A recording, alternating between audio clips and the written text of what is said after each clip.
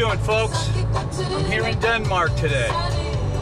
I'm heading down to a place called Newstead.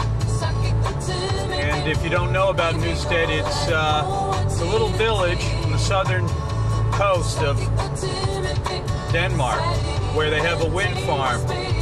And this trip, I'm just going to do a little, we're going to see Denmark, but we're also going to see how the culture of the wind farms has affected the people.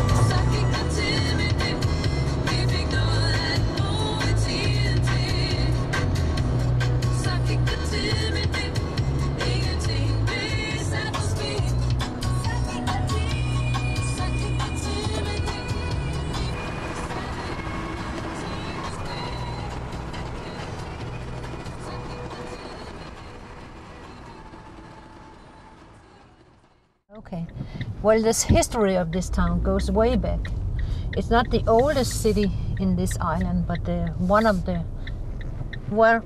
most important, because we have been living for trading with the German states over there. And that's because they're making that, it's our old police station, and now it will be a bed and breakfast hotel. So it's not like that they're tearing the old buildings down when they are not being used for what they usually were. It's they're making something else in them. So you see all the houses, most of them built together because they were old little farms in the old days. And then you have your fields outside the city.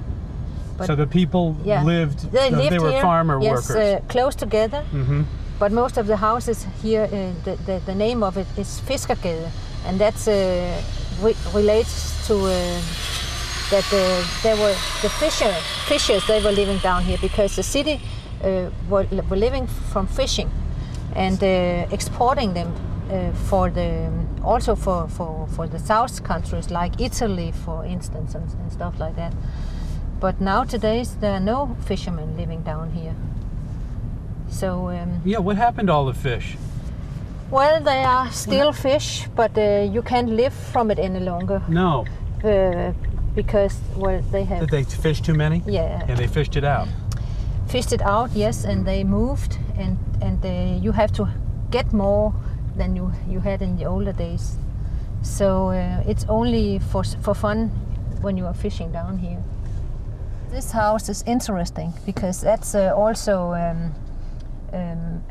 history, because from around 1800 you could live from catching seals down here, and that's the only city in Denmark where you can catch seals, and it was going on until 1960 where it was forbidden.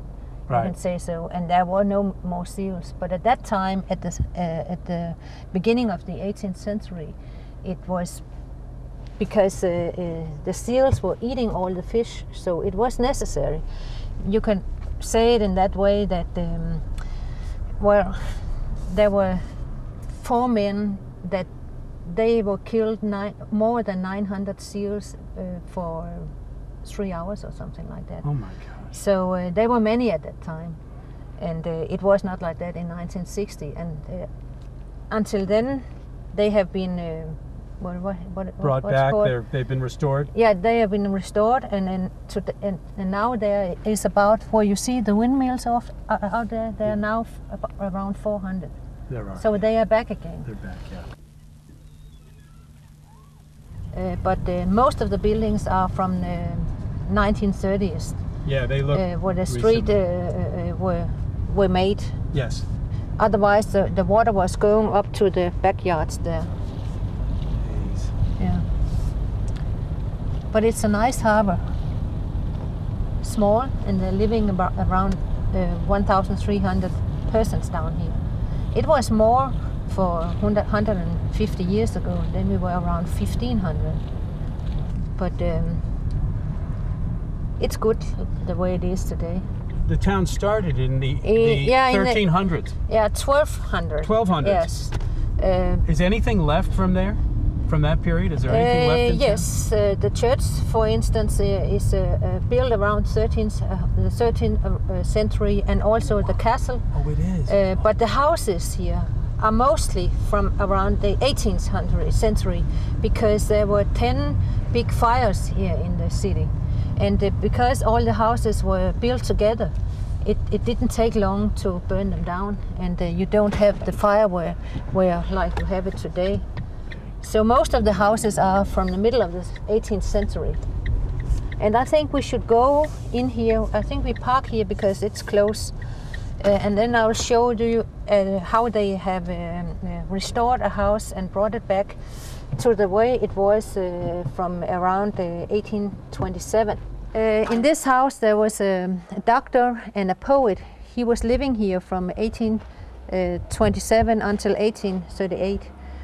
It was not a long time of his period, but it was the most important time of his life, because that was the time when he was writing all his poets. And he is very famous in Denmark, and he is also the one who has translated a lot of Goethe, for instance, and Heine in Germany to Danish, so the Danish people also could read the German poetry.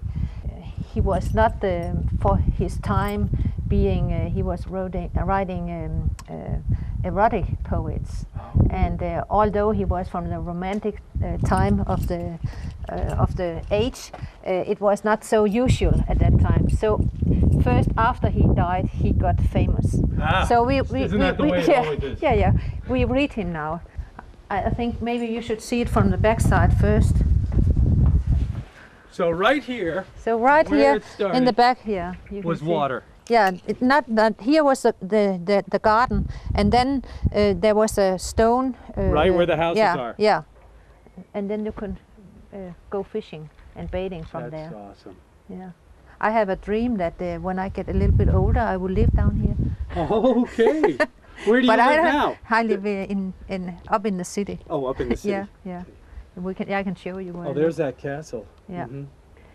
And he tells how he could look and write poetry from his window when he was sitting there in his study, and then he could see the castle from there. He was also a doctor for the people who lived in the castle at that time, the count and the countess, and he was following the daughter from the house to Germany because she was sick. But she died on the way back, and that he took very. But at the same time, he was a little bit in love with a girl, and also with some other girls here in the town. And you have to do that when you are an artist. Then you have to.